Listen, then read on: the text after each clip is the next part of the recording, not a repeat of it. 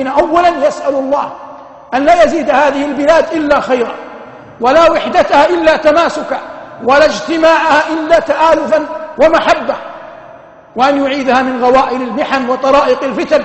وحق وطننا علينا عظيم، وحق وطننا علينا عظيم. ليس المقصود بالوطن ما ترسمه أو يرسمه الطفل الصغير في دفتره، الوطن أعظم من ذلك وأكبر. الوطن المساجد التي نعبد الله عز وجل فيها، الوطن البيوت التي تستر فيها العورات، الوطن حلقات التحفيظ التي يقرأ فيها القرآن ويعلم فيها الذكر، الوطن مثل هذه المجالس التي يعلم فيها الدين ويؤصل فيها الشرع ويدعى فيها إلى القرآن، الوطن تلك الدور والأماكن التي نلتمس فيها الرزق الطيب الحلال المبارك، الوطن الحاكم والمحكوم ورجل الأمن، الوطن كلنا جميعا مواطنون ومقيمون نعيش على الأرض التي قال الله عز وجل فامشوا في مناكبها وكلوا من رزقه. الوطن هي الأرض التي لما دخل عليه الصلاة والسلام المدينة قال هذه أرواح طيبة، يحب مدينته صلى الله عليه وسلم ولا ينام. ولما دخل المدينة في أول أيام هجرته حن أبو بكر وحن بلال إلى مكة ولا يعاتبون ولا يلامون، هذا شيء فطري.